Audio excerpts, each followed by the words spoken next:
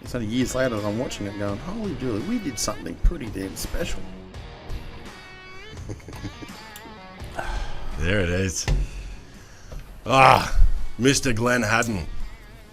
Mate, how are you? Good, buddy. You're fucking looking good, mate. How much are you down now? I'm 30 kilos off. Fuck, that's good. No, I have not, apart from people that are close to me, family, Yeah. I haven't told anyone about my situation.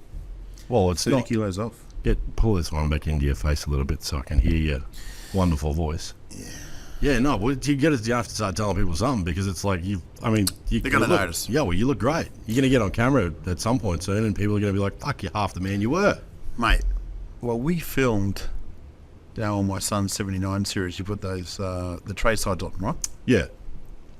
I was watching that edit the other day. When you're sitting in the truck and walking around here. Yeah. Yeah. And looking what I am now, that's the first time I've really got it smacked me in the mouth.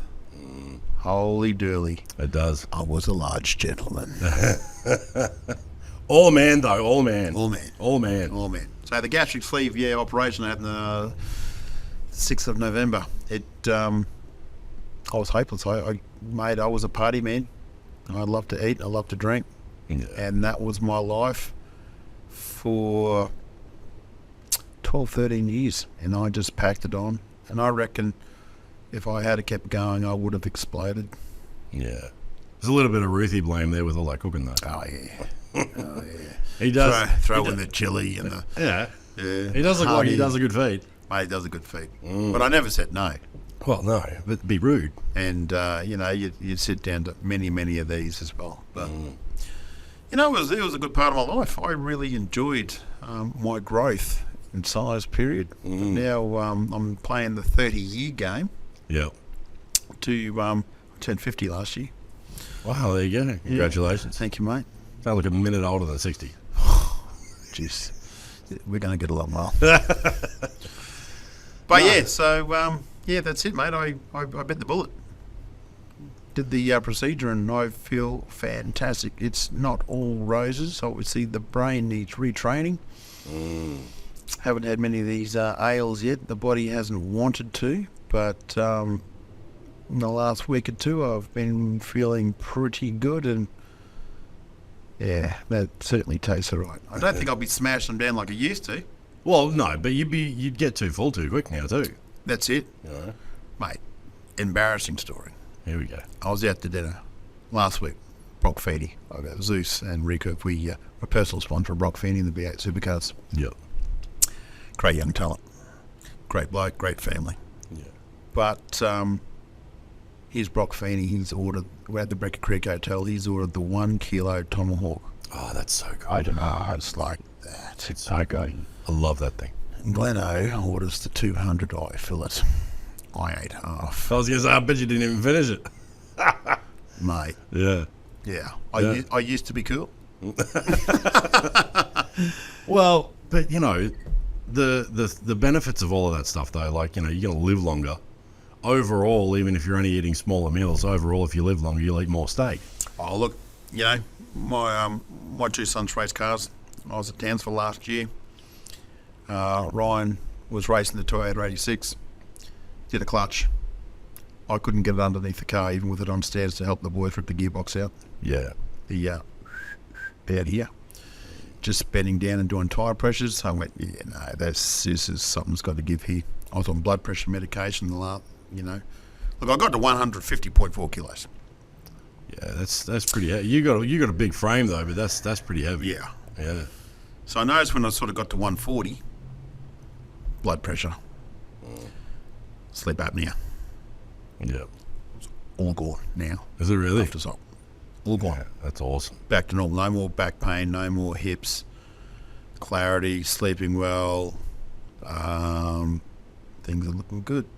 That's good. You're looking good, man. You should be proud of yourself. Thanks, mate. That's a big Appreciate fucking it. change. Appreciate it. It is, because I saw the when you sent through that video for that little bit of the tray sides that we did, and I looked at that and I was like, because obviously when you were down a couple of weeks ago, I was like, it's and I did the same thing with me. I've got a photo of me up there with the B105 guys when I was at my heaviest, and I hit the flea stick under 140. I was like 139 point something, and I look at that and I'm like, man, you look like a fucking balloon.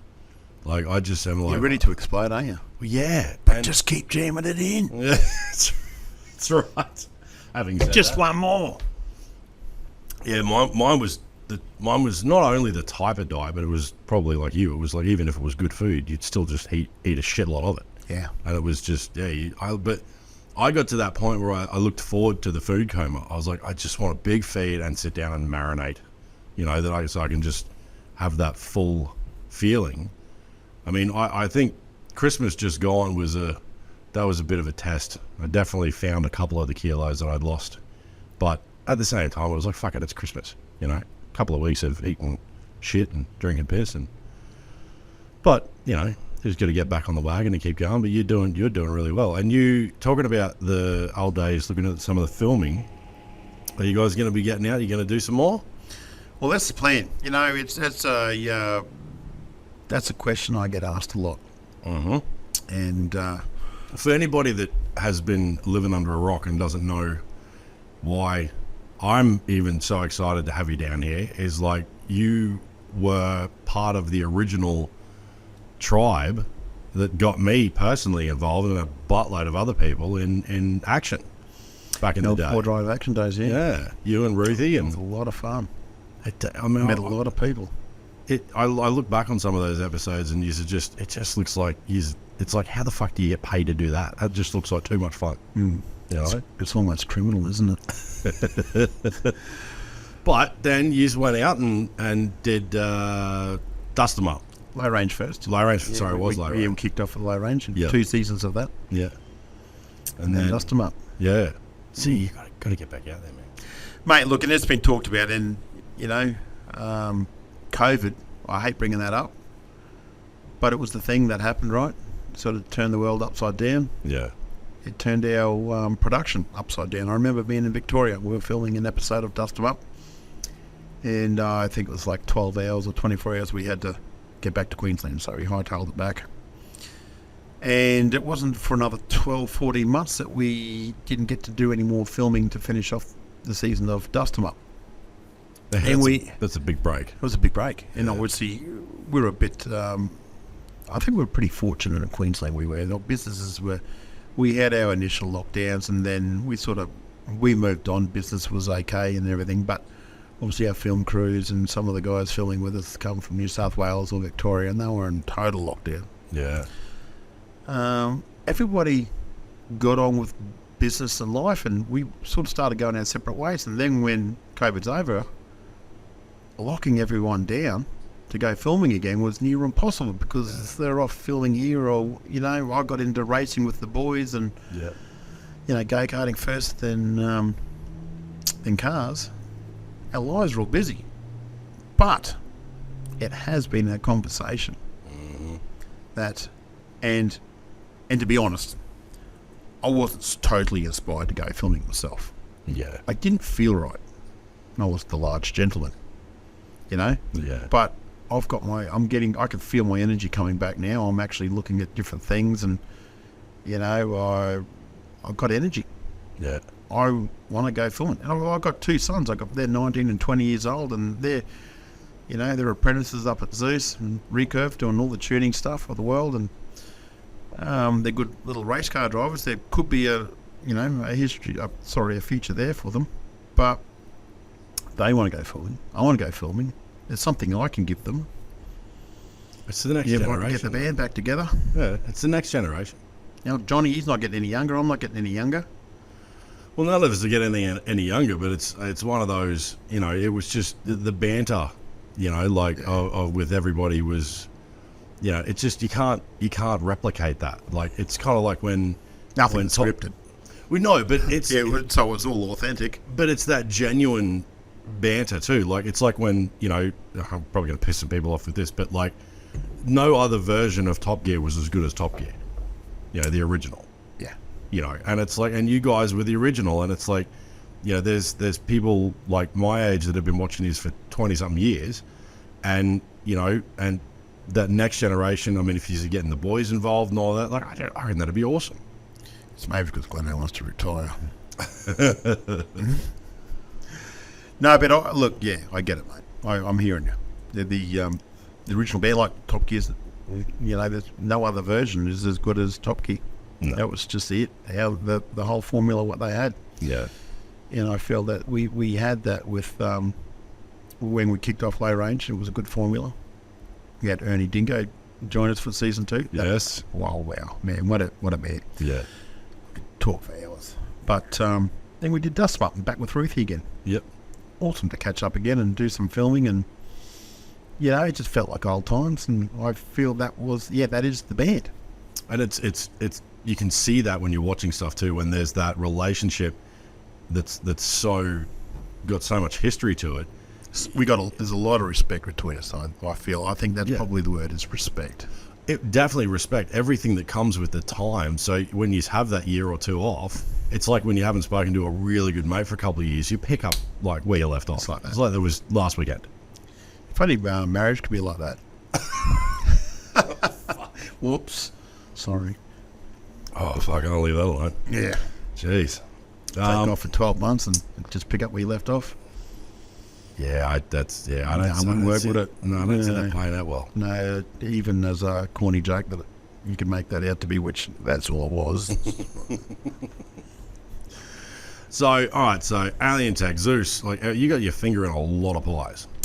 Been in the industry for quite a long time now. I'm Yeah. guessing, what am I, 50? I kicked off my own business when I was late 20, nearly 21. Yeah. And what was that? Actually, Wait, brake machining. Right. Advanced mobile machining service. I used to travel in a Mitsubishi L300 van around north side of Brisbane, doing on-car disc machining, disc and drum machining, flywheel grinding, supplying spare parts. And that's where I kicked off in business. Yeah. And I think 4 years later, my mate was wanting to get out of his workshop, and I went, yeah, okay, I bought that, and had a passion for four-wheel driving, and it just morphed into a four-wheel drive shop, Yeah. diesel tuning. Then came a two-wheel dyno. Then a year later, add onto that to a four-wheel dyno, and then it was like, okay, all these vehicles are becoming computerized. Like, we can't just tune them the manual way that we used to. Like, who, where, why, when, why, how. Yeah. And I just went searching worldwide to find software, and the Europeans were, on the mark. So off I go with a crew of my guys to Italy and buy equipment, learn how to do it, and bring it back to Australia, and then, what the vehicles we have here in Australia are not the same as they have in Europe. So it was years of research development. Alien Tech in Italy working with us to work on cracking a lot of the Australian vehicles for tuning. Yeah. There's other tuners around Australia and everything, but I'd like to think that back in the Roo days when I was there, that we made it a big name pretty quickly. Obviously, I was with that's when we first kicked off Low Range. Right at the end of Four Drive Action, we were doing chip and exhaust systems with when I was filming with Four Drive Action. But when we kicked off Low Range, that's when ECU remapping I had been playing with it when I was with Four Drive Action, but Yeah. we're doing a lot of R&D. So Roo systems for the exhausts and all, because that was, I remember seeing that in shops. Oh God, 2014. 2008. I had the mechanical workshop from 2000. Yeah. Okay. Wow. Started brake machining to 1993. Yeah, so I was only a couple of years out of high school. Yeah. Year 1999, 2000, I got into the workshop. Started filming with Four Drive Action in 2010. Yeah. 2008, I kicked off Roo Systems. So, Yeah. See, I was a little bit behind the mark with the four drive stuff. I think it was about that 2013, 2014 when I stopped playing with getting them low and fast and started buying the big ones and jacking them up and going off-road. Yeah, that was when we kicked off Low Range. Yeah. Yeah, around 2013, I think it was, 2014. Yeah. So, Fucking big journey. mate, there's been a lot happening. I suppose I'm 50 now. I've been in business since I was 20. There's been a long road. Wow. I've enjoyed the hell out of it. It hasn't all been pretty, let me tell you, but I'm still here. Wow. I mean, I think when you got as many runs on the board or on your belt, whatever it is, that you Yeah. guys have, you're always going to have always going to have people out there that want to watch it again. You know. Yeah. And I do from time to time. I jump on just to check the stats, and because obviously we had a streaming service for Dust 'em Up Track Yakka. Yep. And obviously the world changed, like I said, through COVID, and so we've now transitioned all of our shows onto YouTube.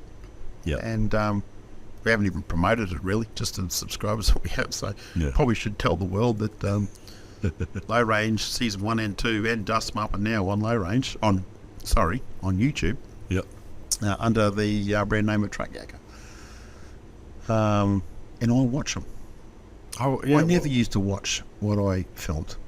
No? Couldn't stare looking at myself on film going, that clown. And a lot of people obviously think I'm a clown, but I did it right as a clown. Yeah. They paid me well to be a clown. I think I would find it really interesting to, because you've experienced the week or whatever it was of filming, and I would want to watch it just to see how it was all cut up and like go back. Fuck yeah, I remember that bit, and oh, they didn't show that. Fuck yeah, thank God the cameras were off for that or whatever. You know, like I would want to see how it came together. I mean, you guys have been doing it that long. I guess it loses its, you know, I don't know, that excitement of the new episode or whatever. But yeah, I love it. I think anytime we put something together here, it's like, again, it could be a week or 2 weeks or 3 weeks or whatever of filming stuff, but then when it's all edited and put together, I get a little buzz out of like, hey, fuck, they come up all right, you know? Absolutely. And I get a buzz out of that nowadays. I really do, from watching the stuff that we did with that 79. Yeah. Other bits and pieces like when the sun's racing. Like I said, I go back and watch Low Range Season 1 and 2 and Dust 'em Up, and I am caught out laughing at myself and the others. And, you know, Keno, Ruthie and Ernie and everything. It's all wonderful times. And I suppose when you're doing it, you don't really appreciate it. Yeah. Well, for me, from my point of view, you don't really appreciate what you're actually out there doing. And then it's only years later that I'm watching it and going, holy dooly, we did something pretty damn special. Well, you've got it's like amazing. You've got like a catalogue of awesome memories on, you know. Hundreds of videos of filming. Yeah.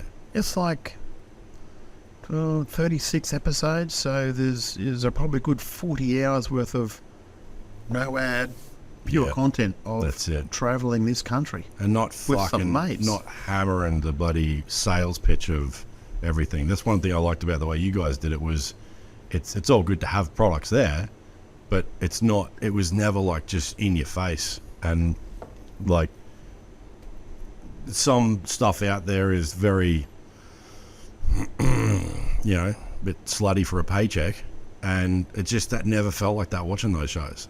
You know, you guys were always just like, if there was a product there, cool, and you talk about it, that's all good. But it always came across like a mate telling you, fuck man, I just got this and it's awesome. Not, you know, we recommend Great Northern, you know, and just, no, that's shit. I get it. Yeah. And that was a deliberate strategy that we had. Yeah. To give the audience what they wanted. I get it, it definitely cost us some bucks because to not get that pay out of it. Because we wouldn't become just an advert for product. Definitely could have got paid lots of money to do it that way. But we thought, well, if we use really high production qualities and tell a journey of the story. Yeah. And the journey is the whole journey from the time you leave to the time you get home again and everything in between, and break it, you know, if you do break something or you're out remote, and without, if it wasn't for this bow shackle or whatever, I get it. You know, I think we told a good story. You did. And you're right with the production. I remember there's one scene that I remember from, I think it was the first one, and it's Ruthie's on the dune, and the drone's obviously coming up behind him, and it's that full panoramic. Fraser Island. That was like, that was like, okay, this is going to be fun. Yeah. And that was your show. Barney and I were talking about this the other day, because my favourite spot's Cancuna. Yep. And I learned about it through, I think it was that first episode. I think you must have done like the telecom track up at like Harvey Bay or whatever, and then went up through Cancuna. Correct. Yeah, and it was like, that's where I learned about Cancuna from. I fucking love that place. Good spot, isn't it? It's so good. It's so good. I tell everybody about it. Anybody, I brought it up and he's like, stop fucking telling people. Just got to watch the cactus. We had a cameraman who had to get taken to hospital. Really? Straight through his shoe. Spike. Yeah, that'll fuck up your holiday. Yeah, it stuffed him. Well, look, I mean, the other side of the coin is you could probably release a series just on the outtakes. You know, There's a lot that hit the cutting room floor, but yeah, actually, that's one part I used to watch every film. yeah. Go straight to the end and watch the outtakes. What dick moves? What did we do? Yeah, it is. It's awesome. I remember, like, we would, my partner and I were doing a few weeks ago, talking about it, and it's like the show, like the Friends. They had, there's on YouTube. There's like 3 or 4 different, part 1, part 2, whatever, and it's just all the fuck ups, and it's just fucking good as watching the show in a completely different way, but it's as good as watching the show. Yeah. You should. I reckon you should do that. You guys would have a fucking. It sort of makes it real, doesn't it? It's all like authentic. It's like, Yeah. yeah. Like, even I've started getting some bits aside, like when I've been out filming or whatever, and, you know, and you're in the middle of saying something, the compressor goes off and you shit yourself, and it's like fucking, fuck, you know, but you just, it turns it into something real, you know, you get the production value of the end product, but then you put in the end there, yeah, we're a dick, you know, like, I'm a dickhead too, it's all good, no stress. But I reckon you should have a lot of fun. I reckon you have a lot of people looking at that. Mm-hmm. But as far as everything you guys are doing, one of the big topics that I get asked about here and that I keep asking everybody about is all the American trucks. Are you doing much with all that? Look, I think in the past, no, not a lot. I've had a Ram 2500. I bought one in 2017. I loved it. It's a good looking rig. Oh, I loved it. Great tow rig. Obviously, haven't got it anymore, but I've got a new Chevy Silverado, the 2500 on order. Yep. So I'm not big into doing them up, but I would predict as more and more of them are coming through, and we get products for them.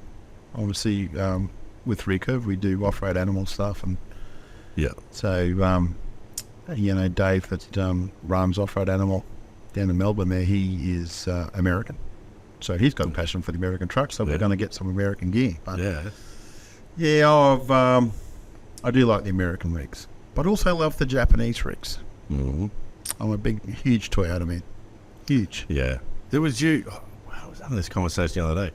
Was it you that was telling me the bonnet on the 300's a alloy or something? Yeah, aluminium. Yeah. In the middle of it, I was like, it just Just fucking float around while you're driving. yeah. First time I drive, I got holy shit, but yeah, light as anything. Yeah, because someone said to me about doing one of the 79 bonnets on it, and I was like, I'm pretty sure I heard they're fucking alloy. So yeah, that won't work for a while. Oh, Well, it can't. no. It's not my ability anyway. Fluid on. Wow. Yeah. Pot rivet. Yeah. It's probably well. There's places out Mate there. Ruthie over, mate. He'll work away. You get some sticky tape or something, and a bit of chili sauce, and Bit of bush mechanics. yeah, you'll get it on there. Oh dear. So what's he doing? He's you guys still catch up a bit, like? Haven't spoken to him for a while. The odd text message here and there. Yeah. I do know last year he had a double knee replacement, 2 at once. Wow, Shit. that's a big gig. So he, I heard he was out for 12 months. Yeah. Believe he's ready to start living life again. You know, Yeah. I'm going to have to make contact and go, hey mate, let's see what we can do. See if we can create some magic. Yeah. Well, it's I know he's right into his bikes. It's a bit hard to ride a bike with 2 new knees. Yeah, So that's a bit rough. but I know he's a stubborn old bugger, right? He would have found out a way. He would have done it. So with you guys, with all the travel, all the bloody flies, all the history and all that sort of stuff, you've got the list of stories and bits and pieces that, you know, when the cameras are off, you got any of them you can share, some behind the scenes stuff that's not going to get anybody in trouble or get them in trouble? I don't mind. It's up to you. I think we showed it all. Yeah. Nothing really comes to mind on our filming trips. Yeah, we filmed it. I was trying to think of, there was one we did in out in Fink. We pulled up to a community out there, and it was a bit sketchy out there for us, but we filmed it and we showed it, I think. Yeah. We did actually show the guy that came out pinging and with firearm. Jesus. Yeah. Yeah, right. But we didn't show that bit, obviously. Probably, I think that's the only bit. Yeah, right. That's the only bit. Or when you're traveling and stuff like that, have you got a preference? Are you like more towards beach or more towards bush or? I'm bush. Yeah. Love my beach. Got a property on the beach. But I love grassy campsites. Yeah. I know, just green grass. I repeat myself all the time when filming. Yeah. I'm not a big fan of the desert. Like the desert, done it. But I think it's, what do I call it? It's out sort of past Roma. You get past Roma, you start heading out towards Birchville, that area. Yeah. Channel country. That's it for me. Yeah. Particularly when there's after a wet, and there's all the estuaries and creeks and everything are full of water. The budgerigars everywhere. Pull up beside some, a billabong or a creek somewhere, and the grass is taken over. It's just like I could just stay there for days. Yeah. That's me. Yeah. You can see as far as west, north, east, south. You can just see forever. Northern New South Wales. There's an episode. I think it was episode 17, season 2, Low Range. It was we ended up out at Grafton, but we follow my biggest problem is I've travelled just about every square inch of this country, Yep. and I can't remember the names. Yeah. I know I've been there, but I just can't remember the names because a lot of it's whirlwind. Well, you just pack a lot Bang into in. a trip. Yeah, the cameramen go off. They'll go to the entry into the town, the exit out of the town, and you got the big what we say a lot in filming is hurry up and wait. Yeah. Yeah.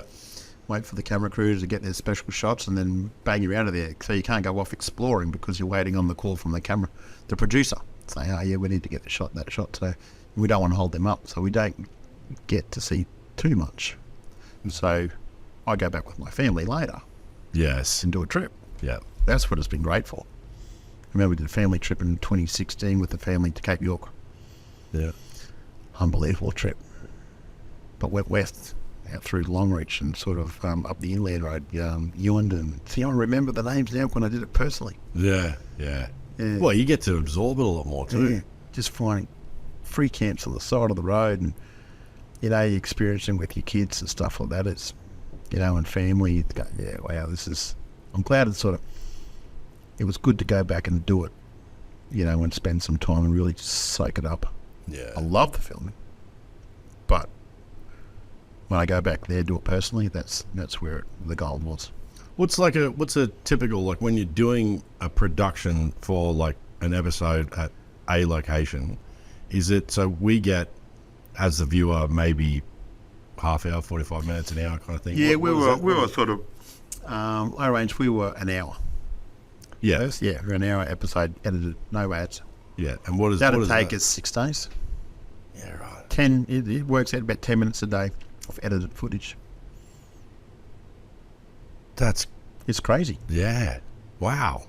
I remember once when actually it was then 4 Drive Action Day still. I had the 200. We did where did we do? Okay, geez, we did WA. We did the Kimberley. 4.5 weeks I was away. 4 episodes. Yeah, right. Flew in, flew out. We put the 200 and Milo in containers, shipped them up to Darwin. Yeah. Flew to Darwin, picked them up, did our trip, dropped them back to Darwin. That was a big trip. And that's Because it's not non-stop. That was 4.5 weeks straight, no break. it blows my mind that with the amount of driving and tracks and all that sort of stuff, that it's only that kind of amount of footage that you're really getting out of a full day's worth of wheeling. Yeah. Wow. Yeah. But Very fussy production crew too, but that was to get that high quality. Yeah. So back, what would you say your history with coming up through action and stuff like that, and then you guys going out and doing your own thing? Is there if you were going to go back and do it again, is there anything you'd do differently, or is it like I don't know, well, even this time around, now you've got the experience of both and you know, all that history and knowledge and everything under your belt, like, do you reckon you'd do any of it differently if you were starting again? Look, I think the demographic or how viewers see it has changed. Obviously, back we were doing, it was all about the trip, and then I think the pivotal point for me when things changed was when COVID came around. YouTube really took off. People with iPhones, influencers, sponsors could just give parts away or bits and pieces away to an influencer, and they didn't have to pay them to, high production qualities to promote their product. So there was a bit of a win-win there that sort of cut out what we were doing so much. Ours was, I believe, for a couple of years became too expensive to do because the production qualities were huge. Like 10 minutes a day, you're paying a film crew per day. Yeah. And you generally we're doing minimum 2 episodes. It's a long time away, a lot of costs to get that quality. Yeah. And you're not really pushing product. All our ads are at the end, but they're all, but it's good and bad. I haven't really answered your question. Would I do it? Would I do it differently? I'd have to see. Yeah, I guess we'd have to sort of work out how long our shows have to be. What's the attention span of people? People are watching on iPhones a lot these days. Okay, what time of day are they watching? Are they watching it at lunchtime when their lunch break? Okay, most people, do they get half an hour or do they get an hour for lunch? Do we make our episodes 25 minutes so it fits into the half an hour? Or are people watching 45 minutes or an hour? Or part 1, part 2? Yeah. I'm not really up to speed with all those numbers anymore. Once a time I knew them all. But I would have to go and educate myself to see what other people, their successful mobs are doing. Yeah. And what works. And I wouldn't copy exactly what they're doing because you want to be... You want original, to give, You want to be original. You want to give them something different. Yeah. And I think TikTok's out there, Snapchat, all these things would have to take into consideration to implement those into our style of filming.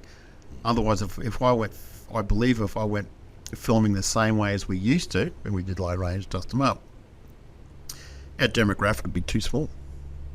You reckon? I really don't know. I have that feeling it is, because I go back to my day. Maybe I'm a bit older than you. When I got my license, I could drive a V8. I could have a rotary. I could have a turbo car. Yeah. I was still in that era. Yeah, right. Full driving wasn't such a huge thing for the younger generation back there. It was fast cars. Yeah. There. Then the new rules come out. P-plates, you couldn't have V8s. You couldn't have, that whole power to weight thing, right? Yeah. Diesel 4 drives in the last 15 years have become a huge thing for P-platers. And finding horsepower out of diesel 4 drives, going to the beach, camping. Yeah. Like you go to Double Island any given week, our local playground, it is packed to the rafters. Yeah. When I was a kid, it was not. No. We were talking about that the other day too. It was... They're all the younger generation. They're TikTokers. They're not even Facebook. Facebook's for old people like me. Yeah. Instagram, TikTok, what are all the, Snapchats, all those sorts of things. And I think that's why I sort of go, okay, well, maybe I need to get my 2 sons in who are that demographic and learn from them. But are they going to watch an old fella like me going around teaching them how to drive? I know I've still got a lot to add. I'm constantly... There you go. I've still got a lot to add. Because they break a lot of shit, these kids. Yeah. Because they cannot drive. That's one thing. I'll rip the Band-Aid off. We see them all the time. I see them on the beach. I see them in my shop. They cannot drive. Not saying they won't learn, but there's no mechanical sympathy. And all I want to do is just punch power into these vehicles, but the drivelines cannot handle it. I think that's definitely a generational thing too, though, because they're like when I don't think other than maybe, the typical old thing that we used to say was just like suck, bang, blow, good air in, good air in, good ignition, good air out. That's it. I've never done anything on internals or chips or anything like that because it's just not, that's not my kind of wheel. And like I'm like, touring and a bit of rabbit holes and shit or wombat holes up the glassy or whatever, but I'm so much more touring, so I don't go out. I just don't break shit. But I'm also, it's become a bit of a running joke down here. So I'll look at a hill and I'll go, like, what's that going to cost me? So but that's me. That's my thing. But you see them a lot. They come down here when they're wanting resprays or replacing panels or whatever because they've gone out and just cut sick on a weekend. And I mean, fair enough. If you can see value in that amount of carnage, for a weekend, go for it. Like, that keeps places like me busy. But for my own personal trucks, I'm just going to keep the panels on this one straight. And I think in our day too, we didn't have the power. Remember the old Hiluxes and petrol little, 2.4 litre Hilux? They were lucky to have 60, 70 rear wheel horsepower. There's another 100 horsepower roughly at the wheels to these dual cab utes these days, standard. Yeah. In our day, we had solid axles, leaf springs on the back, sometimes leaf springs on the front of these early model vehicles. Yeah. Strong as anything, big axles, big tail shafts, and little horsepower. You had to learn how to wheel four drive with no power. Yeah. So you learnt the lines. You go for tyre pressure. You go for wheel placement. I personally feel it's not having a go at Kids Estates, it's different. We had to learn how to drive because we couldn't just barge through something flat out. Yeah. Because the power wasn't there.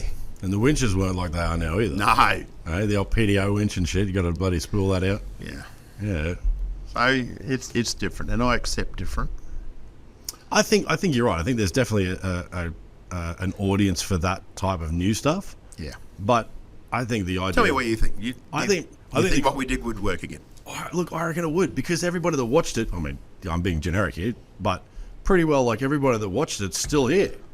Yeah. Like, there's definitely something to be said for that new generation type of stuff, and I think the idea of bringing your sons in is awesome, and have that next generation along the trip with the, like, old dog, young dog kind of thing. Yeah. And let them feed that component. But then you guys are feeding the era like me, where we'd be just fucking stoked to watch another episode. Yeah. I think that'd be cool. You could be on something. Look, I know now. I get guys coming into my shop now.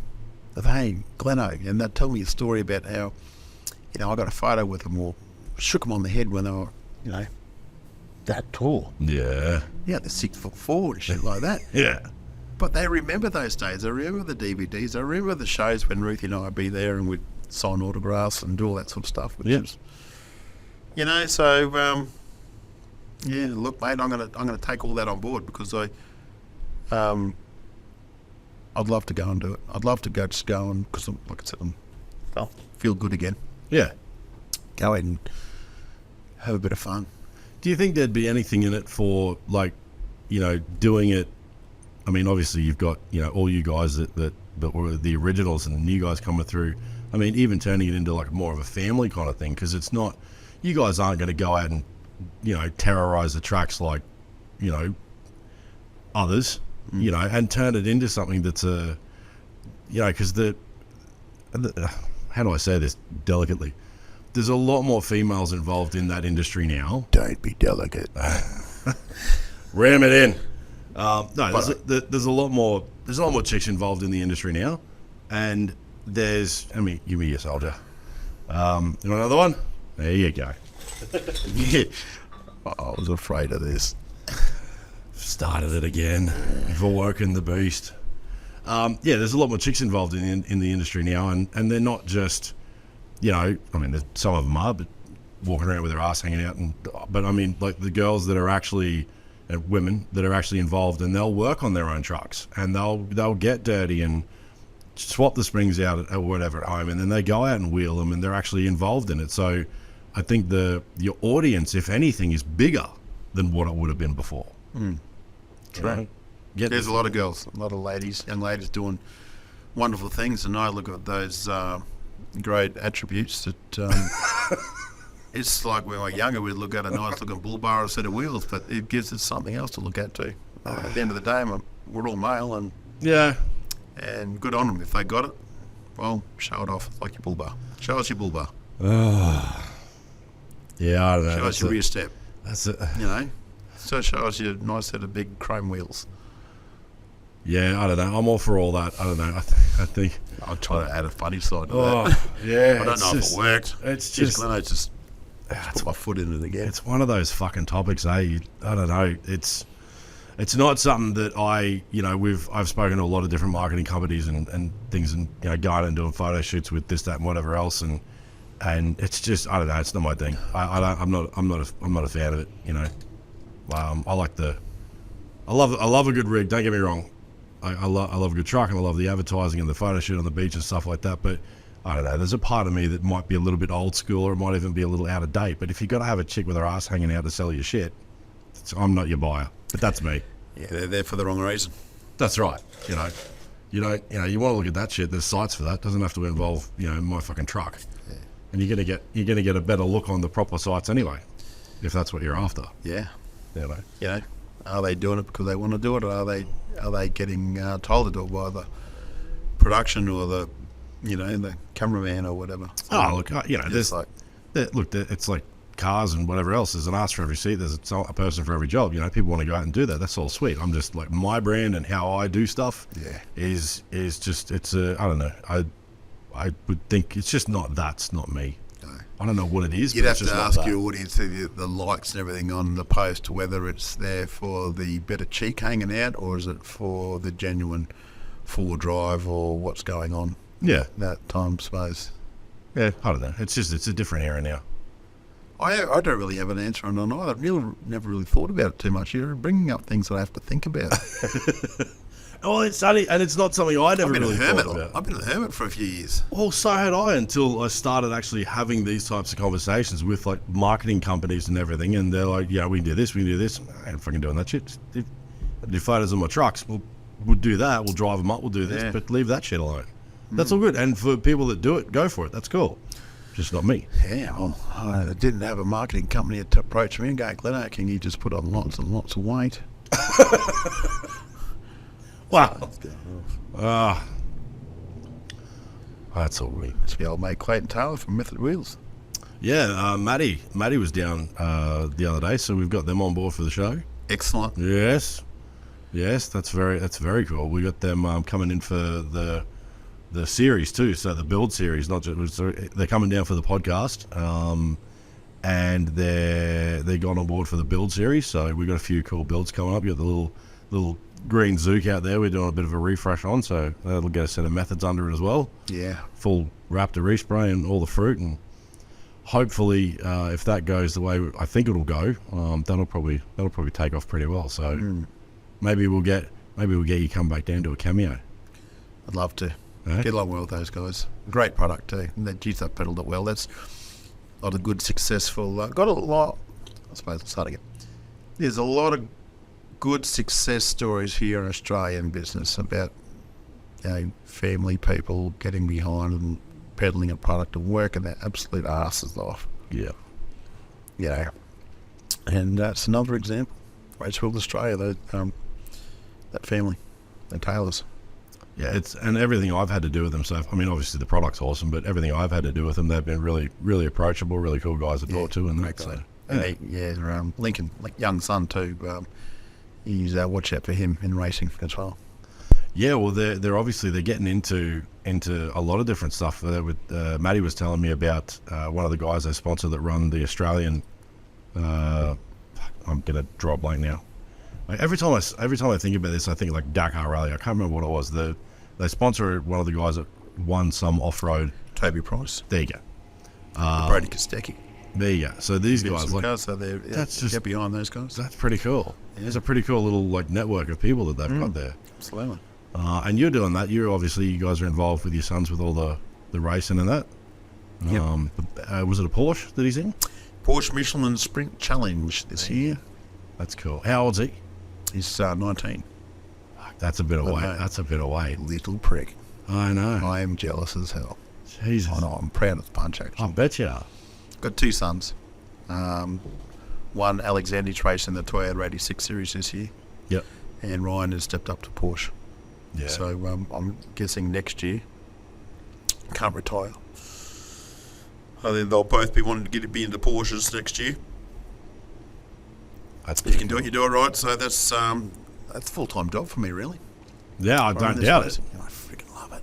Yeah. I love it. I raced Speedway as a kid. I started racing with Speedway when I was 15 and then got up to modified production and then business started taking off and then I put the racing career on hold and now my kids are racing. I never went back. But I'm having so much fun. Yeah, it's But Porsche's sexy. it is. It was Sexy as. watching that video the other day when you were down, you were showing me that with the out of the track. It's it looks like a shitload of fun. I mean, that's a lot of weight though for a 19. I would not have handled that at 19. I was nowhere at 19. Someone said, I mean, but I guess they come up with it too. I used to dick around with the go-karts because my old man used to race the Rotax series. Yeah, right. Yeah, and he's trying to get me into it, and I don't know. I was just not there at that age. I was too busy. I was like enjoying working and learning stuff, and I was getting into modifying the cars and this and that, and going away and spending the weekend with my old man while they're all doing that. And I don't know, just you look back on it now because we lost him last year. Look back on it now. Oh, that's all right. I appreciate it. There's definitely some things I look back on and I'm like, fuck, should have spent more time. I should have done this, should have done that. But it only really would have been to hang around with him. Like, well, the go-karting was a bit of fun, but it wasn't my cup of tea. I like full size stuff. I had to go and I did the Clubman series. I think it was maybe 16, 17. Doing the Clubmans, had a crack with that, and that was a bit of fun. Jumping into his Rotax for a blood, I was like, I'm going way too fucking quick with nothing around me. This is shit. Like, nah, give me a car. You are the roll gauge. Yes. Yeah, no, it wasn't my flavour, but I don't know. It's cool, especially seeing, like, your young guy's video, going out there and thrashing around with that Porsche, man. That's heaps cool. It was a super proud dad moment. That was the first test day, and yeah, it's very cool. Yeah. So for all of the content, so you've got, because there's a few, so Zuce and Alien Tech, and is Rue still going? Rue. It was December 2016 that I sold Rue. Right. It was out of a listing of 7 other businesses, I think. So yeah, that's when the year after I started Zuce. Yeah. So Zuce is the Australasian distributor of the Alien Tech tuning software. So obviously we used that at Alien Tech equipment when I was at Rue. Yeah. But I stepped up to make it big in Australia, New Zealand. So fitting out as many workshops as I could, getting Australia up to speed with ECU remapping and catch the rest of the world. So I thought we built a great platform, and Rue's a customer of mine now. Yeah. Glad to see it's really good to see they're still going well. Yeah. There's plenty of room for everyone. And so for someone like me who's not right into that, like I'm more like metal fabrication and all that sort of gear, when what's that sort of, because I mean I'm still 80 series, I like my 80s and 100s and that sort of stuff, so I know there's not a great deal that you can sort of do with them, but getting into the more modern stuff where it's plug and play. I don't know, is it plug and play? I remember, what was that? There used to be that thing like DP chip, I remember. Yeah, DP chip. They were before ECU remapping came around, because they used to have indirect injection, like your 1H DT FTE engine, so it's electronic pump, but still had they weren't electronically controlled injectors and all that sort of stuff. So everything's computerized now. So that was the sort of in between, like an 80 series where you get a manual pump, you get a screwdriver on the pump, and you put a bleed valve there, then it give a bit more boost. Then you went to electronic pump, so you used the chip to increase rail pressure, so more fuel, more bang. And then ECU remapping, where you can adjust fuel pressures, boost pressures, torque limiters. You can hit 1,000 RPM and make the rear windows go up and down. That's the sort of control you got over the car with the Alien Tech equipment. So essentially, Alien Tech is the tuning software that plugs into the OBD port of your car, connects to the factory, the car's computer. Sucks out the original file, And what Zuce does, we run training courses here in Australia. We've done some overseas as well. And we train mechanics who buy the alien tech equipment, how to use it, how to do ECU remapping. And does it mean, do you have to get it, is it like, does it have to be dynoed, or is everything tried and tested now? You just literally do that bit and they can drive off? To me, the dyno is it's just to prove what you said would, Right. Because I suppose it's like, I've been looking for this analogy for years to explain it to people. It's like, because you've got a lot of tuners out there that must be dynoed. Well, no, it doesn't. If you know what you're doing, it's like an Excel program in your computer. Yeah. If you know the formulas, it spits out the answer. Yeah, okay. Like 1 + 1 or divided by this, and you can work. There's a lot smarter people out there with Excel programs than me, right? I get what you're picking up what you're But I putting can down, I can do an Excel spreadsheet, and I can, have these columns add up, and then divide this column by that column, and give a percentage and all this stuff. Yeah. It's the same sort of thing. You get the formula right, it's a guaranteed outcome, because every engine has got sensors in it, and all it's doing is we're reading different sensors on boost and fuel and everything, and just there's a window you can tune to and safely. Yeah. Or you can go do it unsafely if you want, but the dyno is to prove what you said would happen. Right. At the end of the day, yes, the dyno comes in handy when I could say you get a high flow turbo, low flow in pumps and bigger intercoolers, and that's obviously remove next, DPF. That's like, next level. That's next level. That's when the real, you got to be for custom tuning. Yeah. But every day, run of the mill, high flow exhaust system, and just a remap with a circle. I could punch you something out to be 99.9% bang on every single time. Wow. Unless there's something wrong with your engine. But you'd know it. You'd be using fuel, be using oil. Yeah. So this whole myth about, getting a proper tune on a dyno, bullshit.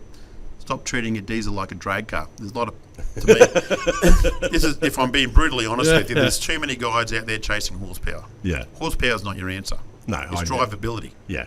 If you're towing, you don't want 300 horsepower at 4,000 RPM when you're towing your caravan up the hill. No, you want it at 1,000 RPM to kick in and pull you to 2,400 where your torque range is. Yeah. And then change gears, or your auto changes gears. Yeah.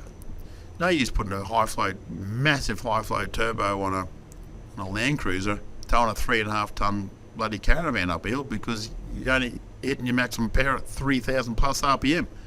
You'll be going, You're running out of rev range. And that's, unfortunately, to me, that's my opinion. That's where the industry's at. They're selling horsepower. They're selling a dyno graph.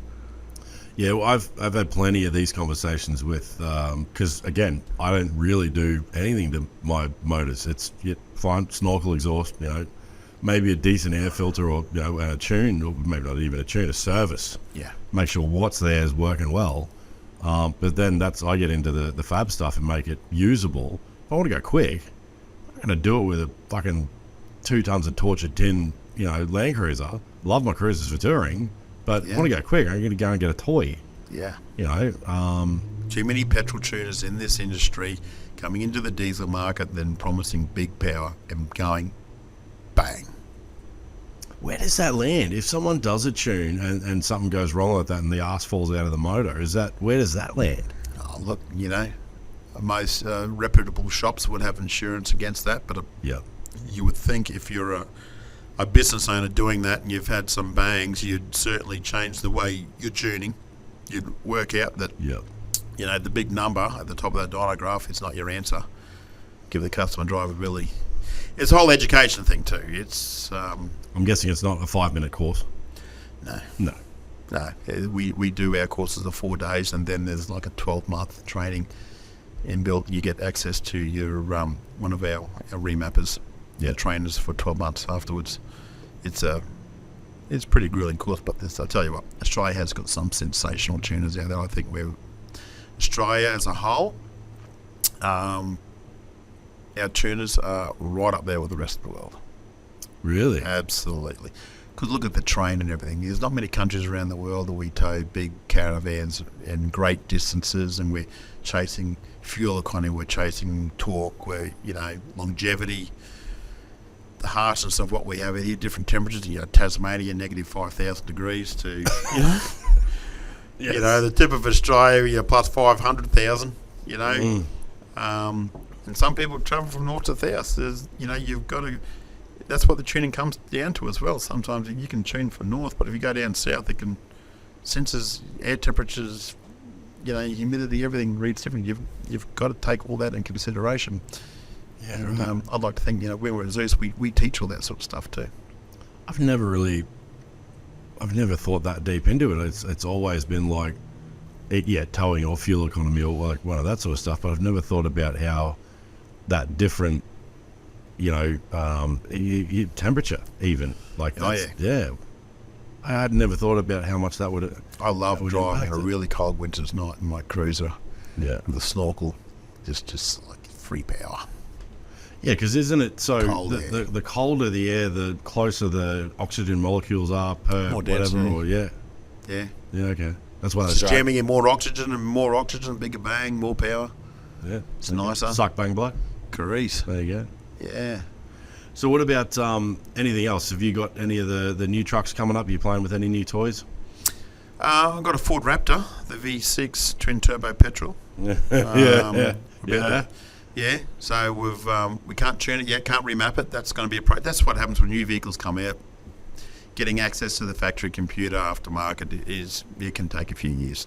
It's a big process. Is that through like just them allowing it or just working out it? Yeah, like Bosch, who manufacture a lot of the computers these days for vehicles, they lock them. So the aftermarket have got to crack it, and it takes a long time. So they're doing that, knowing full well that they're not stopping it. They're just maybe buying it some time. Buying themselves some time. And I get the manufacturer doesn't want the aftermarket sort of blowing up their engines, because Well, let's face it, there's a lot of cowboys that Yeah. will go out there and I don't want to pigeonhole, say, petrol tuners. I know I've said it before, but I don't want to pigeonhole it. But a lot of people out there tuning shops that are all excited and they're just after the almighty number yeah, on the dyno sheet. good way to blow the arse out of it. Bang, bang, bang. And I get the manufacturer doesn't want it coming back on them. So these engines are crap. Well, especially if it's a brand new one, it's only got like fucking half a Correct. year worth of K's on it. 2014, I bought a Land Rover Discovery, Telecom Hill. I nearly rolled it. Oh, yeah, I remember that. Yes, Yeah, that was alright. that first episode. That vehicle, that one, pucking up your butthole. I got the HSC, so that was not top of the range, but sort of mid-range, right? Yeah. But the standard model, correct me if I'm wrong, it was about 155 kilowatts. The HSC I got was 180 or 185 kilowatts. But that same engine and gearbox in the Range Rover Sport was 220 kilowatts. Right. And it was a Jag engine, I believe. So in the Jaguar, it had like 240 kilowatts. Exact same engine, exact same gearbox. And that's how they got the life out of this one engine. Honda, every manufacturer does it. So They bring out an engine, and then every couple of years they'll release a bit of power. But they were, from that standard Land Rover to the model I had, it was like $40,000 difference. A little bit of leather inside and things like that. For a couple of grand, I was giving the Range Rover Sport check yeah. from 155 to 220. I had 242 horsepower at all four wheels out of that thing. And that's it would just still tuned. 7 litres per 100. A tune and an exhaust. Yeah, okay. That's a standard engine. Everything else standard. Fuck, And it that's a still big wasn't difference. even pushing the boundaries of what they did in the Jag. That's So nuts. people say, you're tuning past the safe. No. I could get the file out of the HSC and put in that standing one. I could get the file out of the Jag. out of that Range Rover Sport or the Jag, Yeah. and put that in the computer. So They've already done it. The manufacturer's already done it. So they've built it to that spec and then what, dulled it down. Yeah. Well, I guess if you think about it, it's a smart way to do it. If you cover your ass knowing that it can handle it and then pull it back, 100%. then you just release a little bit more. Just in Australia, the manufacturer for many, many years, I think it's lightened up a lot in the last couple of years. Yeah. They had to put the fear of God into into the purchaser. Don't touch it, don't touch it, don't touch it. But you look at all these examples. I think the 200 series Land Cruiser, when it first came out, was 2008, was it? 2007, 2008? Yeah, the hundreds finished around. It'd be around this. They were about 160 or 180 kilowatts standard. Yeah. That same motor, block, head, everything, was in the last model. Few, different injectors and everything. Yeah. 225 kilowatts standard off the show rep for, and there's like 40 kilowatts difference or something, whatever it was. That's crazy. Same thing. Don't touch it. Don't touch it. No. We're going to beat you to the punchline, Mr. Manufacturer. Well, I remember that's where we live. That's where the aftermarket comes in. I remember with the 200s, all the facelifts and that. I think it's been a while because I think I stopped window tinting a couple of years ago. But I'm pretty sure, even through all the facelifts, I'm pretty sure the 200 series window templates for tinting, I don't think they changed. I could be wrong. Someone might pull me up on this, but I'm pretty sure I remember they were maybe the rear screen, maybe that ceramic edge might have changed a bit, but I'm pretty sure the wind-ups and the little quarter glass, I'm pretty sure they're all the same right the way through. All those different facelifts, all that different bit of skin on the outside didn't change fuck all. Yeah. But I still do. I love the 200s. I think if I was buying something new, I'd be a V8 200. But that's where I'd stop. I'm not a big fan of the 300s, and I don't like the new 79. Just in comparison to what they look. Although having said that, the 300s when they're tricked up, they look good. I don't think they looked as good stock as what the 200 looked stock. I'd probably agree with you there. But the 79s, that new 79s, that's the 2.8. It's weird looking. It's almost like looking at it. It's like it kind of looks like it was 79, but it almost looks like a fucking what's that dodgy place that you buy shit like rip off stuff online. It always pops up on my Facebook feed. It's like I can't. Temu? Yes, it's like a Temu version of a 79. You think you're buying a 79, it rocks up and it's like that. Yeah. I'd be like, what the fuck? I should have looked at those photos better. Yeah. I don't know. Everybody's different. Everybody likes their different stuff. It's not my flavour.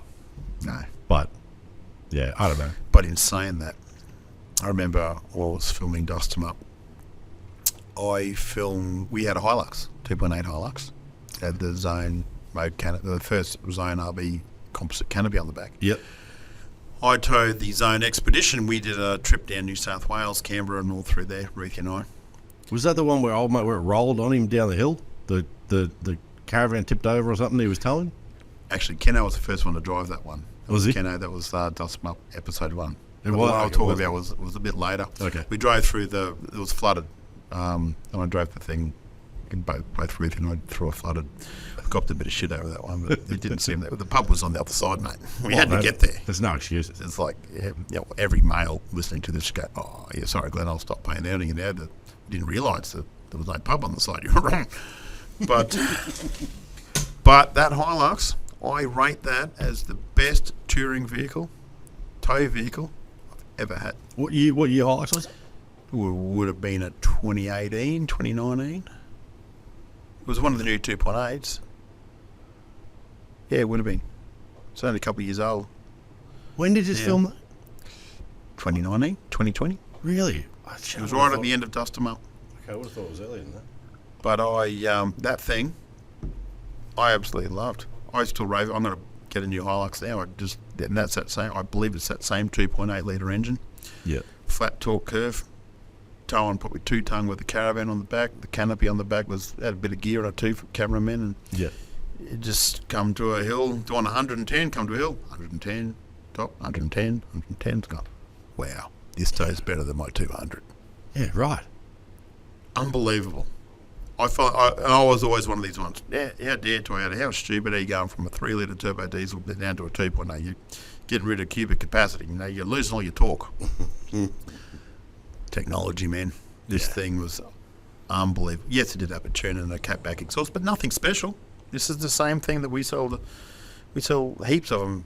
Every every year to Hilux people tunes and cab back exhaust or DPF back exhaust.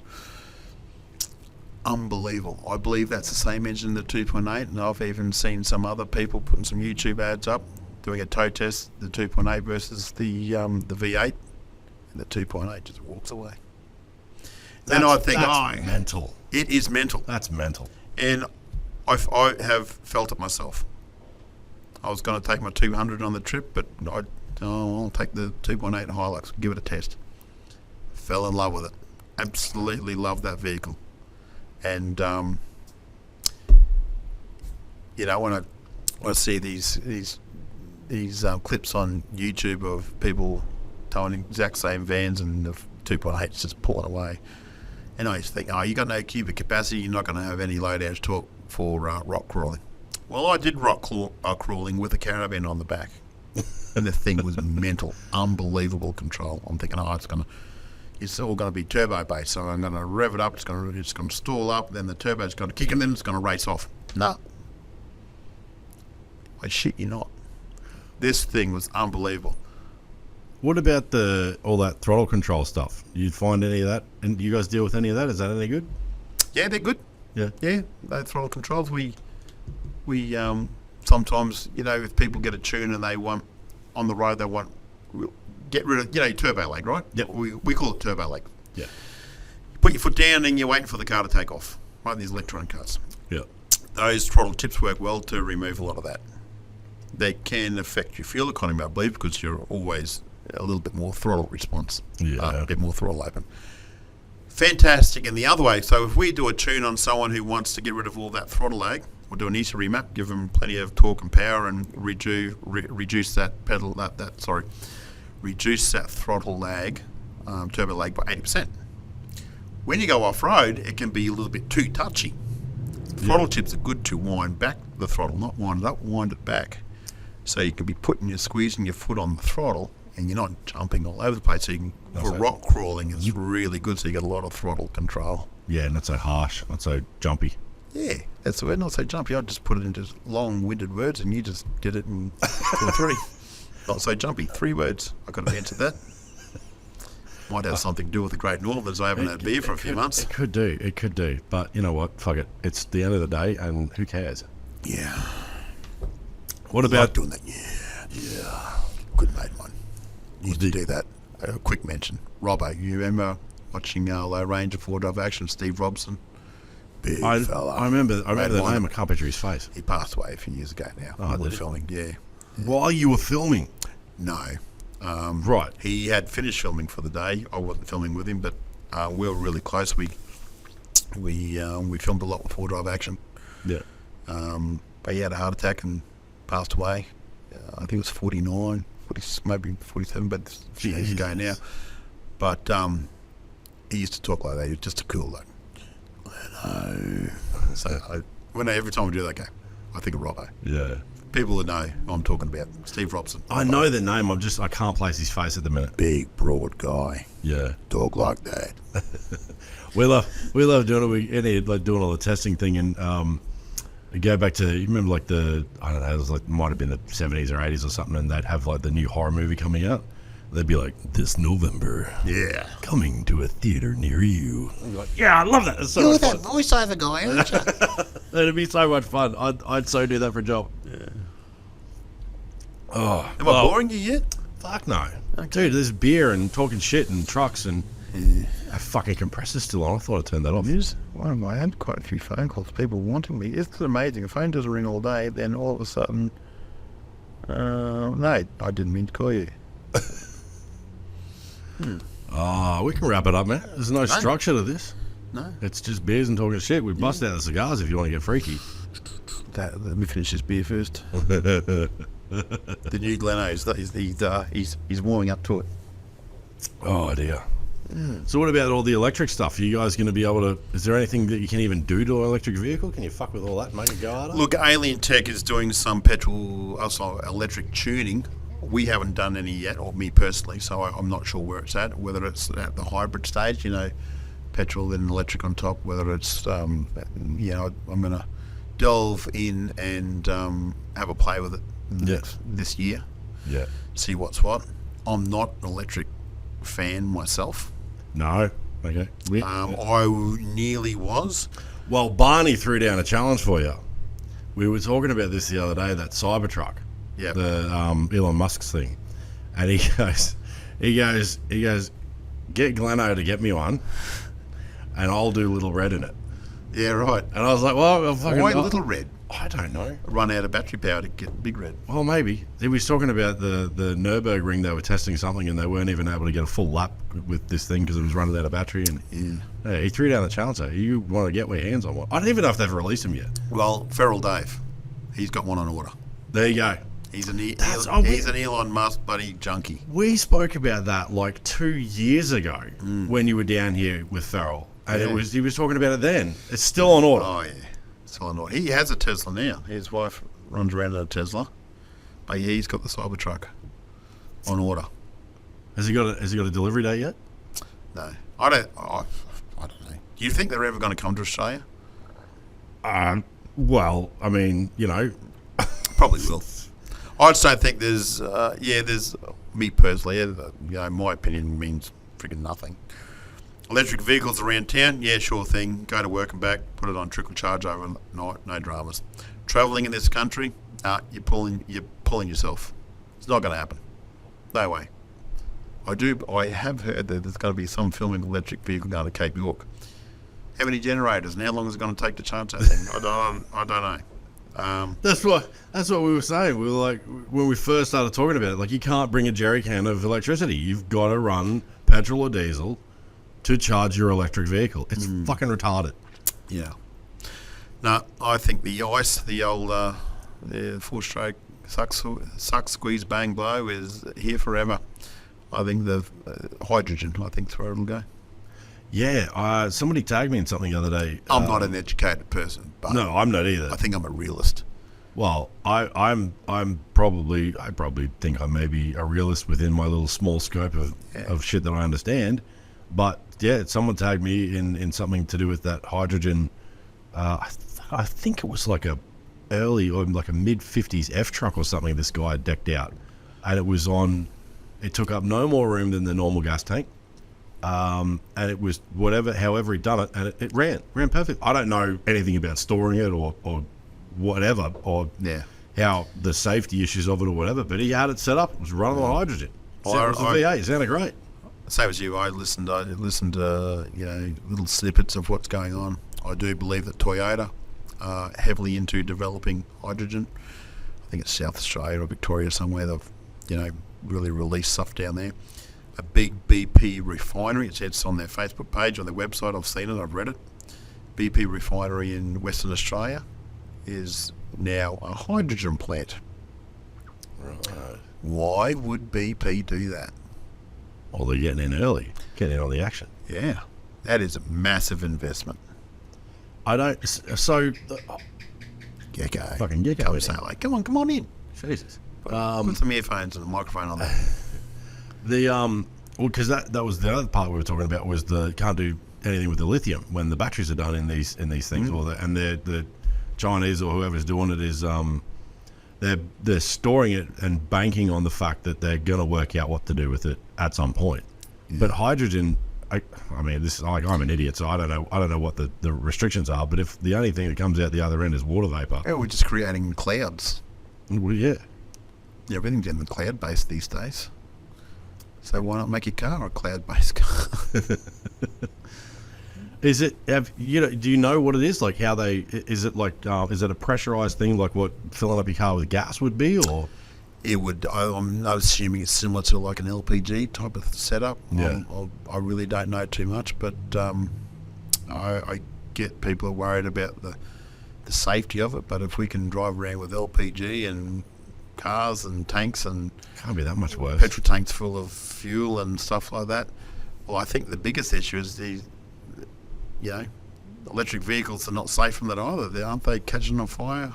Lots. It's I mean, I guess I don't know the stats, but I know Facebook warriors are keyboard warriors, bloody jamming it everywhere. You see every single day is something. It is burning. And look, and in comparison to the amount of vehicles that are on the road, like, I mean, you look at what was it, about the 14, 15 Ranger. You know, every vehicle that you saw, every tag that you saw on Facebook for a while, there was a fucking Ranger on fire. Yeah. You know, like, but I mean, how many in the big numbers? Yeah, you know, true. but still, I mean, it's like you didn't see that with Hiluxes. So however many the numbers are, it's still shit. Yeah. And you know, God forbid something goes wrong with one of these electric vehicles and someone gets caught in the thing. But it's that lithium. Like until they work out what they're doing with that, and I don't understand what especially the little bit. And what I know about hydrogen, you could write on the back of a fucking postage stamp with a big Nico. So it's not a lot, but that, I'm pretty sure it was an old F truck. Old mate did that at home himself. The cylinder looked like a LPG kind of cylinder in the back of the tub, or whatever they call them over there, tub or deck, and had it running. And it was a V8, sounded great, and it was water vapor. Just running on pure. Yeah, there you go. it was nuts. Wow. I remember 20 years ago, first kicked off Roo. Not quite 20 years ago, it must be 15 or 16 years ago. I had a customer that had his own little hydrogen. It used to make its own hydrogen, and it used to inject into the intake. He had a 4.2 turbo diesel Patrol. Yeah. He used to inject hydrogen. He had his own little thing. He'd make his own hydrogen, a hydrogen maker. So I haven't researched it. Oh, look at that. Dude, this is That's it. it. This is it. I mean, okay, it's not like, you know. This is not new technology. Hydrogen's been around for a long time, right? That's the thing. What have we got here? Get that fucking noise. You have no carbon at all. We're at Irritant Performance to check out this truck. It says hydrogen on it, and that's not a joke. We need to figure out how this thing works. That might be a Chevy. Here's Mike Copeland. I know everybody's probably thinking, oh, it's hydrogen, it has to be boring. Everything that's good for Yeah, it's a cars Chevy is front end. boring. This is a 6.2 liter GM LS. We topped it with a Magnuson 2650 supercharger. It's a LS3. You're gonna do it. Yeah. Do it right. Cylinder head. All the turtles are floors. It has a K1 crank, K1 rods, has Weisco pistons, has total seal rings in it. You know, there was just so much unknown. So we wanted to build it to the point that it could, if we messed up and got too much fucking time nice in truck. it, I don't know what it is. or whatever, then it wasn't The gonna F trucks and the blow up. Chevs of that So period we were just overbuilt it beautiful. crazy. This engine makes 500 horsepower at 9 pounds speeds. Hydrogen has more energy, but it's less efficient to burn, so you need to make some power.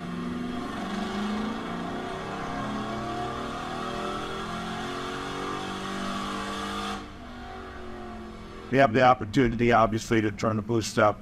Hydrogen has a very high theoretical octane rating, so there's not a straight conversion to get that number. Theoretically, and by all the testing, hydrogen is equal to about 130 octane.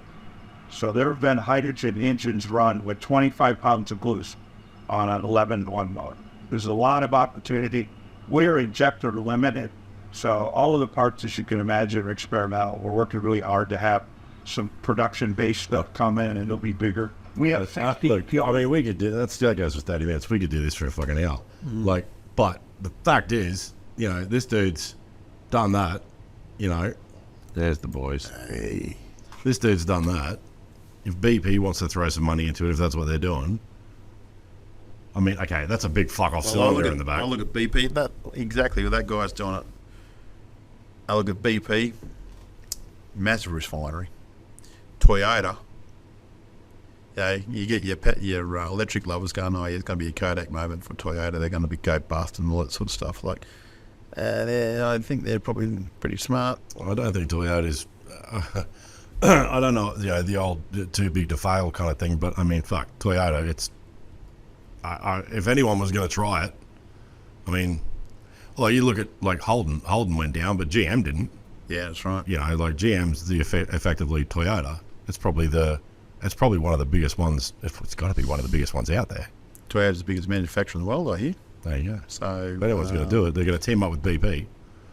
Well, I don't know if they're teaming up, but yes, I guess there's something going on there. If Toyota are developing and doing a whole project on hydrogen, and BP got a refinery dedicated just to hydrogen now, Well, you would think if telling you something. if BP The big is, boys know something. that's right. If Smarter people than you and I, isn't there? BP's not going to produce a fuel source for vehicles that don't exist. There's that. Mate. Get into it. BP's not going to produce a fuel source for a vehicle that doesn't exist. Yeah. And Toyota is not going to produce a vehiole that can't be fueled. Correct. So what does that tell you? Yeah.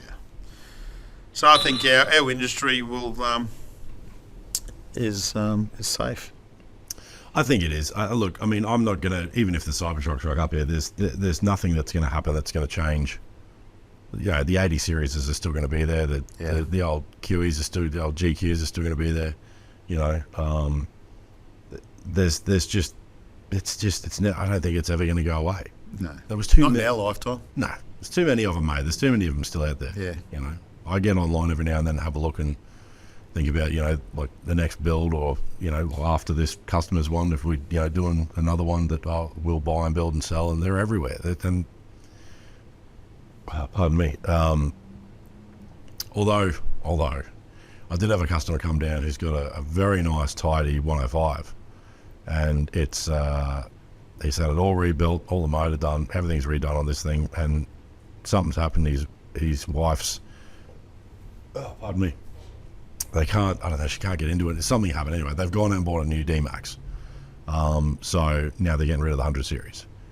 And like ones like that, they're pretty rare. That thing is very tidy. He's had that thing for years. It would be one of those ones Petrol or diesel? It's a petty, but it's everything, all redone. Everything has been redone on this thing. And it's one of those things where you'd almost feel bad chopping it. Like, it's a survivor, you know? Yeah, right. But and that's I don't know. That's the only thing that shits me is, like, I wish they'd brought out the 105 with a V8. Yeah. Then that would have just been awesome. Or even an 80 with a V8. You know, something that had that rumble with still solid axles. Oh, be all over it. And that's the big thing about this new 2.8 79, right? Or it's like it's a little 4-cylinder versus the V8. It's that whole mental thing, isn't it? Getting over it. Look, Because to me, Toyota brought out a better vehicle than 2.8. It is a machine. the new 79. Oh, yeah. I don't care. The looks might be a bit different, but that drivetrain I've experienced in the Hilux. In a Hilux, I get it. But it doesn't. It's like an electric car. It's like there's no noise. Where's the noise? No, in a Hilux, It doesn't seem right. I get it. I get it in a Hilux. I get it in all those, you know, daily utes. I don't get it in the 79. Fair enough, if they want that. There's people that are going to be like, well, yeah, that motor's perfectly fine for me. Okay, that's great. You know, may as well do what Ford did and put all that bloody Larry colours and shit all over it and sell it to a certain demographic. It's a fucking 79. It should be a V8. It just should. That's my opinion. I'm probably wrong in a lot of people's eyes. I don't care. That's, if it was my It's your truck, opinion. it was my truck, it'd be a V8. Yeah. Can't get away from the rumble. No. Well, look, I've probably taken up enough of your time. You're not doing anything silly and going back and having to do any work or anything, are you? Going home? No, mate. I'm going to load up a mower and head to Noosa tonight. Really? Yeah. Yeah. Yeah. You go up there and spend the long weekend? Just tomorrow, I believe.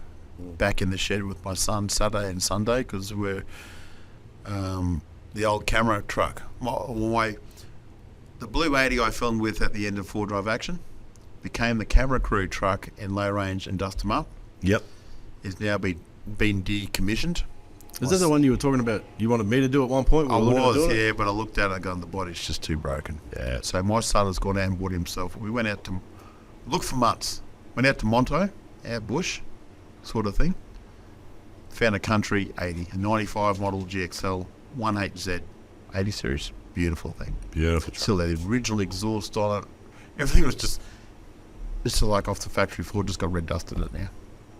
Anyway, we bought that and we're ripping the motor out of it and the diff box out of the Blue 80 Yep. and putting it into my son. So I want to finish that off this weekend with him. Yeah, Give nice. him a hand and yeah, it'll be nice. Because that engine sort of head's been done, injectors, high flow turbo, high flow pump. We just put a nice new intercooler kit for the front of it as well. So yeah. Yeah, no, they're a good rig. That's he's 20. It's his first car of his own. Yeah. He's building it himself, so I don't mind getting in and spending some time and helping him out doing it. So is that the one that the boys are going to bring away with them for the new show? You got it. Very good. So Alex will be in his 80, Ryan will be in his 79 series one that you We did the rear end for. yeah. Yep. And I'll be in the Grandpa Truck 300. With an alloy bonnet. The alloy bonnet. I'm gonna have to work out all these bonnets that we're doing. We've partnered up with Repliglass to do the molds. So any time I do a new one that I haven't done before, or I haven't done since we've done this, I send them up there and they're taking a mold off them and they're going through all the ADR compliance and everything to produce a 79 bonnet finished thing for all these different cars as a completely fiberglass, ADR compliant, ready to go bonnet. Being the fact that there's typically it's a finished bonnet that I've done through the primer and then they take the mold off that, it's my bonnet's ready to go. That bonnet is then ready to go to the customer. But there are things like for some of these Scouts where they're taking molds off things and we know that we're basically going to throw it away because they're trashed. Like, so we just you fill like a tailgate or whatever with bog just to get the shape back, just to get the mold, because you know that's going in the bin anyway.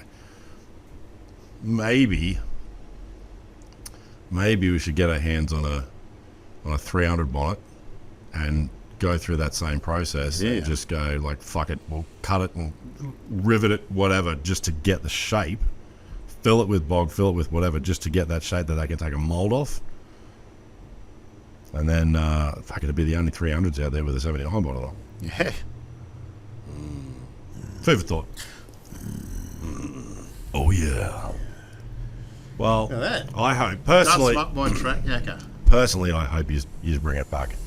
A couple of strapping young lads, yeah. The original Milo's down in the museum. In South Australia, Yeah, and has he still got mustard and all that? No, mustard went years ago. No? And Milo 2, I believe, Terrain Tamer. Yeah, I'll have the possession of Milo 2. John is getting around in a Mahindra. Yes, I've seen all those. The Indian, I call it the curry truck. That's not offensive at all. I love it. I love Indian. Well, I do too. Oh, I'll take some keema naan and curry, butter chicken. Oh yeah. Very westernized version though. I don't know. I went to like what appeared to be a proper authentic style Indian restaurant. I was like, fuck, this doesn't taste like what I normally eat. A couple of my tuning guys went to India doing the Alien tuning courses. A few years ago. Yeah. And stayed at a good hotel, and they reckon the food was amazing over there. Yeah, right. I've been there myself, but maybe I just went to a shit unreal. restaurant. Maybe. I don't know. But I got Maharani. I go to that one out of Boondall. You been to Maharani? No. Yeah, I think it's Rogan Road. I think it's Sego Road. I'm pretty sure it's Miss India we get our stuff from. All right. It's that's always really nice. Yeah. Sometimes you get them. We did one. We tried a different place one night. Had a few drinks. Was like, fuck it, we'll Uber. And the one that we normally go to or order from or whatever was closed, and something else rocked up. And they must have reversed a dump truck full of salt into this shit. Oh, it was fucking horrendous. But First impressions, mate. Not good, is it, eh? Oh, well, never get a second chance. No. Well, yeah. Anyway, personally, I hope you bring it back. It was so much fun watching you. Do you know the story a bit why we dropped the name Low Range? I think I remember. It's got something to do with America, but you tell it because I don't know all the details.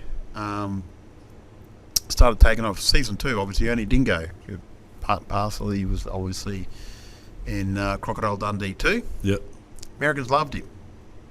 He did. Obviously, when we advertised that Ernie was part of Low Range, it started going worldwide. Got their attention, yeah. Got their attention. Got a letter. Cease and desist. Low Range is a brand name for a Suzuki off-road parts and bits and pieces in the States. Well, if we were going to go international, had to drop using that name, so we had to come up with dust them up.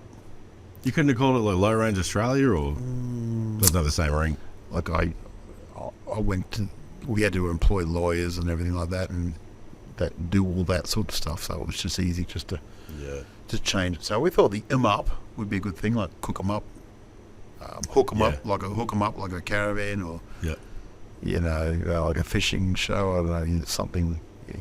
That'd be a hook 'em up. Hook 'em up. Hook 'em up, cook 'em up. Yeah, all that I sort like of it. stuff. So the old M up. So that was the story there. Yeah, right. Bit of trivia. No, it's good. I remember. I can't remember who. Maybe you told me that a couple of years ago when we were talking about. Yeah, I maybe remember. did. I remember it being something to do with I loved America. that word low range. I freaking loved it. It did. It suited. You know. It's just it fit. Yeah.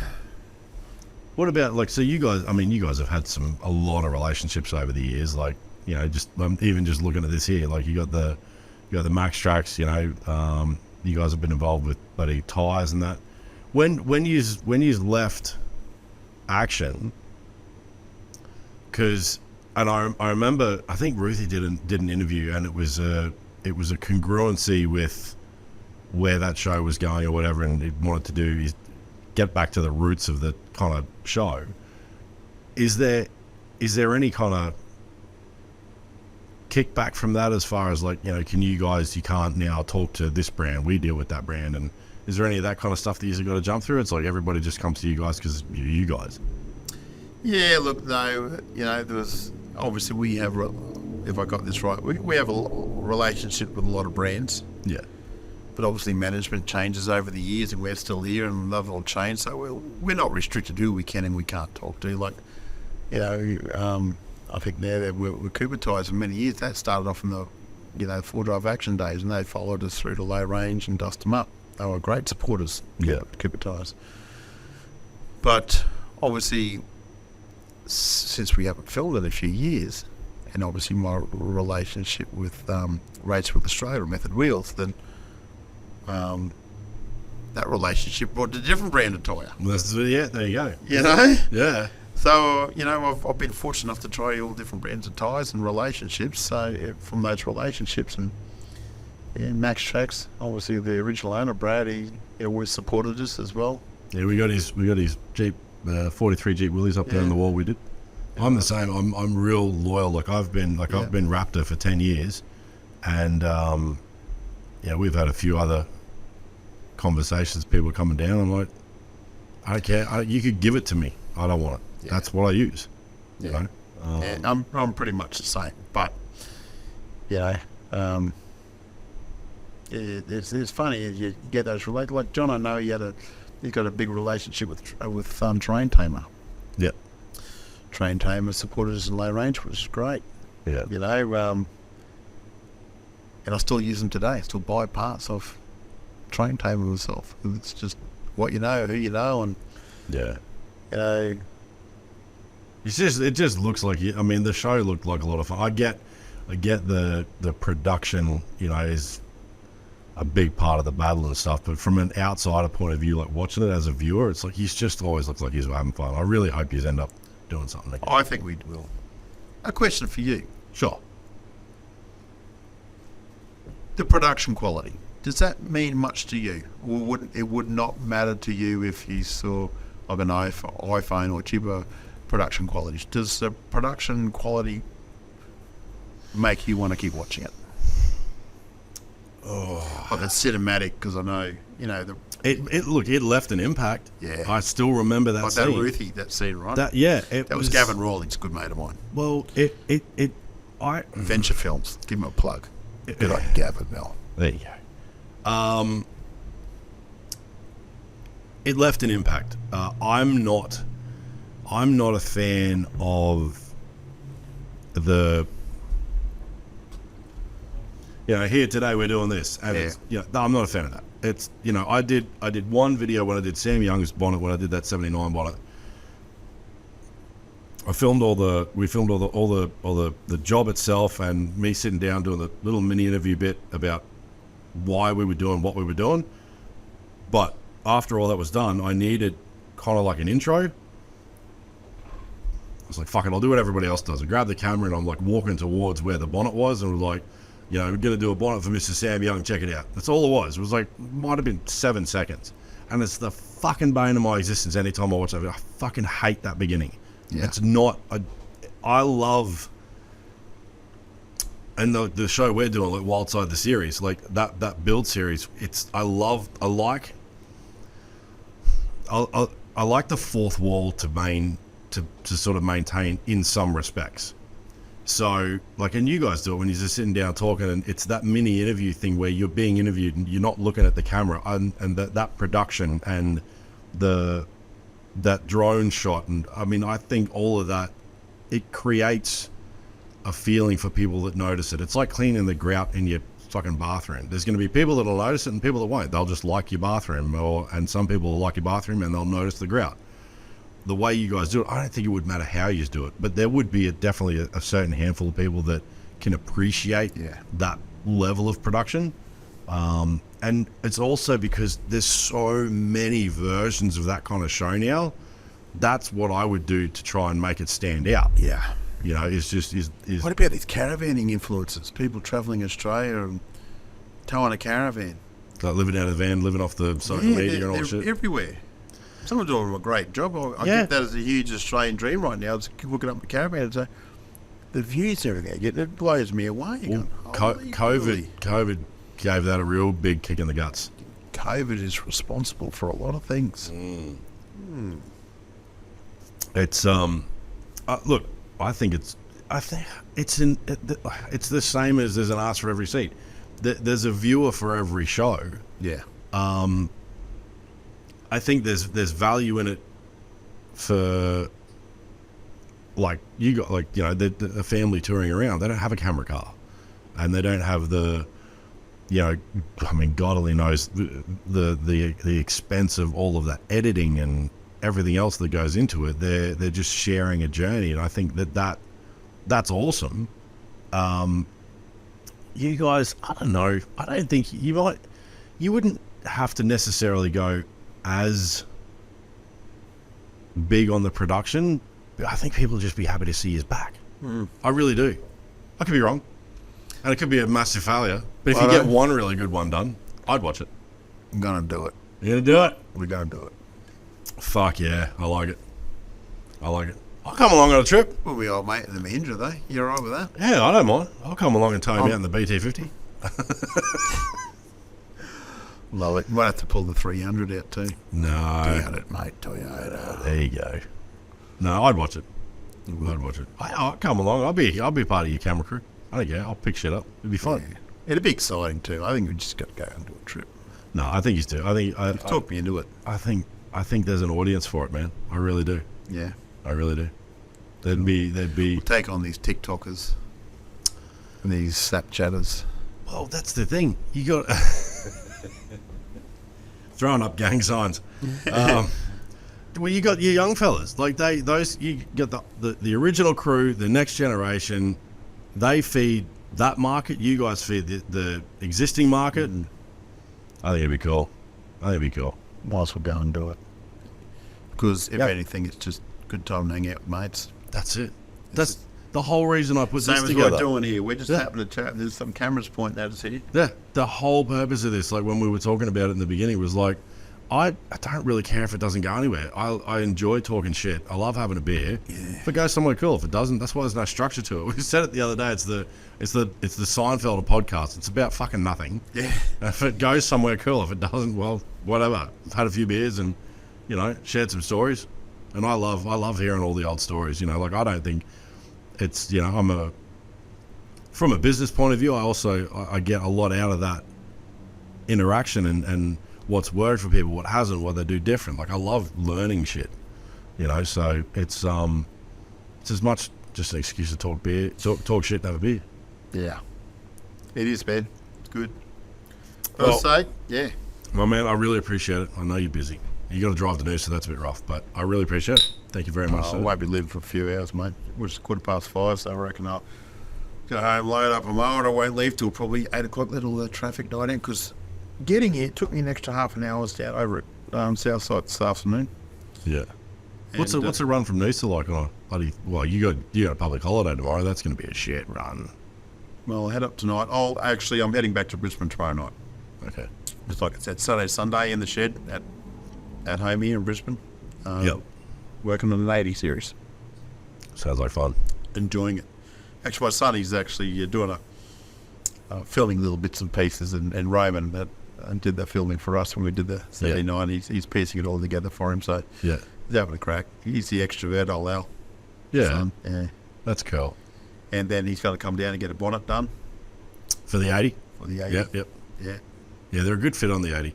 The best fit is the 60s. It's like they just modified that stamp. right. They are so close to Well, it's got 79s. that bonnet that goes up like that already, doesn't it? Yeah. 60, yeah. But it's the roll of the front, that where that trim finishes, it's like that. It couldn't fit much better. There's very little, manipulation of the metal and all that sort of stuff to get it to sit really nicely on a 60. The 80s aren't bad. The 200s they're a little bit trickier. The 100s are good. The Y62, I think that was the trickiest one. That was because they pulled back so harsh on the outside. But it's all a bit fun. Wall of Fame. I like the challenge. Yeah. Oh, yeah, my girlfriend, she changed the shirt.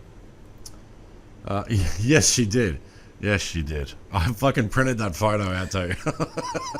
That was a classic. It's gone. Hey, baby, you've made the edit. Yes, it did. Oh, it's good. Cool. Oh, my man, I thank you very much. Again, cheers. Appreciate it. I hope you bring the show back. I'd be of you. Thank you, mate. I appreciate it. Oh, my man, thank you for your time, and we'll see you down here again. We'll get you back for a cameo. That'd be good. One of those boys Right. come in, I'll do it. We'll get Ruthie in here too. Yeah, get Ruthie down. That'd be an interesting conversation. I'd love to have a chat with Ruthie. Mate, it's very interesting. Well, I love my bikes and all that stuff as well. That would be an interesting chat. That's a man with stories. That is. All right, my man. Thank you very much. Good on you. Bye, everybody. See ya. Ciao. Bye now.